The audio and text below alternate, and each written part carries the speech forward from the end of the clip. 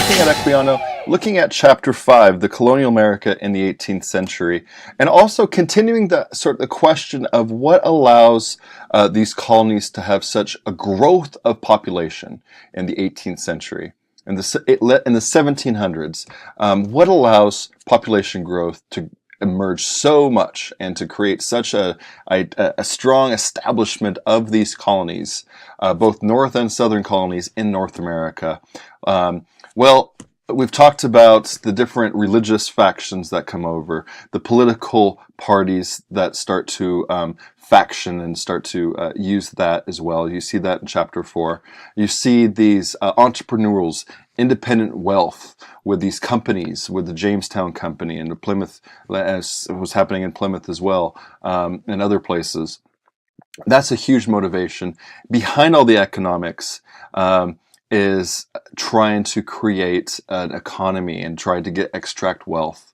And they can't find gold in the ground, and they can't enslave the Indians peoples for one way or the other, discussed in the book, and I think we've discussed it a little bit, but it does not meet the labor needs like they need it to. And so what they do is they look eastward for them. They look to Africa, and Africa is able to meet that need. So what develops from the very beginning of Jamestown, with the first slaves that arrived in Jamestown from the White Lion, the privateer ship, you see distinctive slavery arising. And you see it in the 1600s, but by the mid-1700s, you really see it taking shape, and slavery like it's never been seen before. You get the immense size of slave trafficking that's unprecedented. Right? Over 12 million slaves, Africans, taken from their homeland, brought into the Americas. And we'll talk about where in a second. The role of the economy of the slave America. Now, that's not new in some economies of the past. Some economies, Rome arguably is built on a slave economy. But tying in the importance of having first-generation slaves at an unprecedented scale coming into the Americas. The dehumanized property, complete lack of rights, even if they're freed, having a complete lack of rights that starts to grow more and more as you get up to the Revolutionary War. And here's the key part, is the distinct racial dimension, where the slave, Atlantic slave, is identified wholly on the fact of that person being black, the blackness element. Origins of racism of European culture itself, looking at a hierarchy of peoples. Back then, with the Enlightenment, they categorized everything. They had a categorization of individuals. They had Homo sapien Europeanus, Europeans. They had Homo sapien Africanus. They had Homo sapien, all this categorized by race. And there's also the element, the biblical element, where Ham, who is in the Bible, has been banished as for his sin and supposedly went to Africa.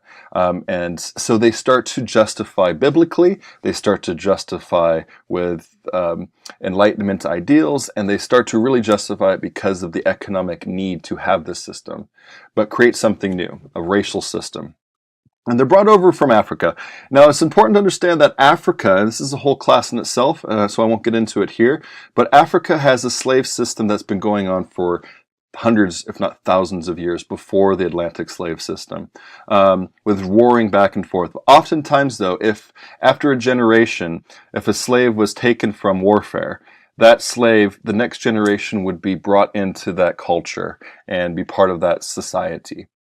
That never happens with slaves in the Americas. Once you're a slave, your children are slaves, and you build this whole new culture of identity based in this natural sort of progression of people being born into a system and being slaves in that system.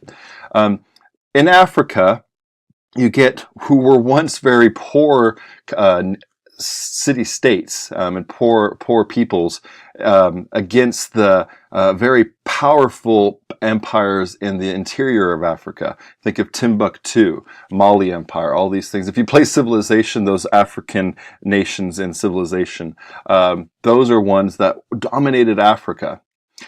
But everything changed with the Atlantic slave trade, with guns being able to be used to trade with slaves, with all these goods and resources. All of a sudden, these coastal empires started to emerge. The Asante Empire and all these different places started to emerge and would go to war strictly with the purpose of getting slaves, because that was their new economy. These Europeans, mainly the Portuguese slave traders, would come in and they would be able to buy and extract at an paramount, an unbelievable amount. So in Ghana, there's different islands, Goree Island, these different places that were strictly used to bring people in, strip them, and put them on ships and take them across the Middle Passage here. And that's the story where you see Equiano experience. And where he was taken strictly for the reason because they needed to take slaves and bring them to the coasts and get that alcohol, guns, and all these resources to help them go. Now, here's an important thing that the book touches on, but I think is a really, really important point. These slaves, over 12 million of them, came from Africa to the Western Hemisphere. Now, this is how it's kind of distributed, roughly, and of course, it's in conflict. Some people say it's more. Very few people say less, but a lot of people say even more than this. But 0.5. So 500,000 of these slaves were taken to our story in what will become North America, the United States. So the colonies of North America, 0.5 million out of the 12 plus million that came. 4 to 5 million came strictly to the area of the Caribbean, the West Indies, this area here, and 3 to 5 million came to South America. Only 0.5 million, I mean only, but in relative terms, a small fraction of the whole came to North America. Why is that? Well, a big reason is, the reason so many are coming over is because they need to continue to have the supply of their laborers. The slaves needs to be at a certain level of supply to meet the demand of the labor needs that they have. So in this region here and down here, a lot of the slaves are being used in very horrific conditions of sugar plantations, which are very dangerous, mining, and other situations with slave owners who had no value to their lives. The conditions for the slaves were incredibly bad, and so very few of the slaves here, in comparison to what happens in the American colonies, very few of them survive themselves. So very few second generation are able to survive the conditions in the Caribbean and South America. As horrible as that is, as horrible as the conditions are for slaves in North America, they are able to create communities, and they're able to look at it too as an investment for having them to have children, having these first generation slaves taken over to then have children born into this system. And so what emerges out of the 0.5 million original slaves comes a whole system of a community and identity of people being born into a slave culture and arising from that and creating something new. And we talk about that a lot more in 17b, but you could look at it where there's a mixture of these Western African religions coming in and being part of the community. A lot of them convert to Christianity.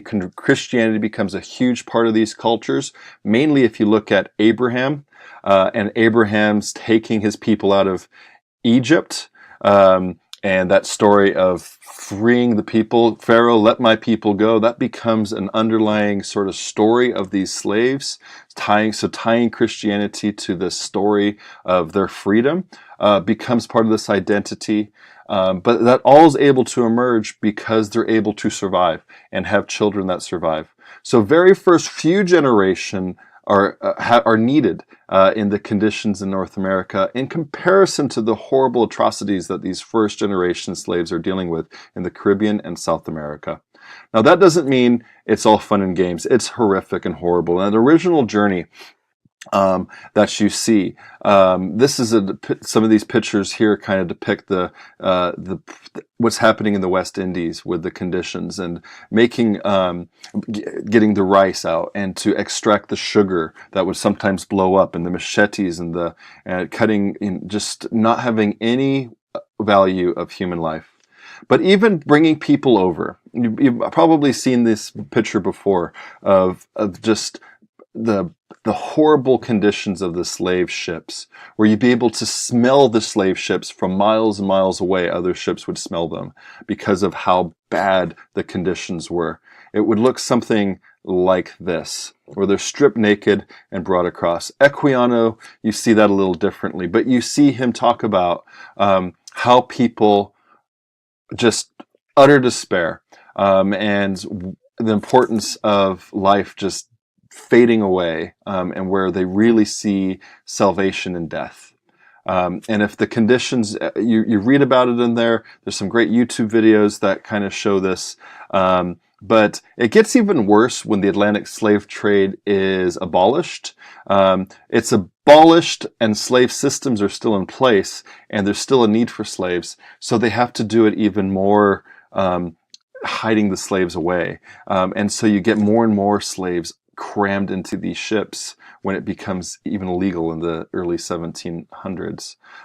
So these conditions that you read about with Equiano are unbelievable, and worth talking about as well. So what comes about in this whole system is this economy where not only the plantations of the South are built upon this, but the cities in the North, England. If you see Bristol here, that's right by me. It's really weird to go there, and you could see where they brought the slaves into Bristol Harbor. And there's murals there now of trying to remember the story. So people, and there's a huge West Indies population. There's a huge African population in Bristol still today that's from the slave trade system, and people settling in Bristol. So there was a lot of slaves in Bristol, and then eventually free, but they still remained there. Very interesting. But the extract of these slaves into this region is something that is worth talking about, and Equiano tells the story. So read Equiano, and see his firsthand account of what he's talking about with this slave trade, and his effort once he's freed and in England of trying to abolish this system. And that's what his writing is talking to his audience. He's looking at, and what he says, and what he's trying to appeal to his reader in his story that he tells.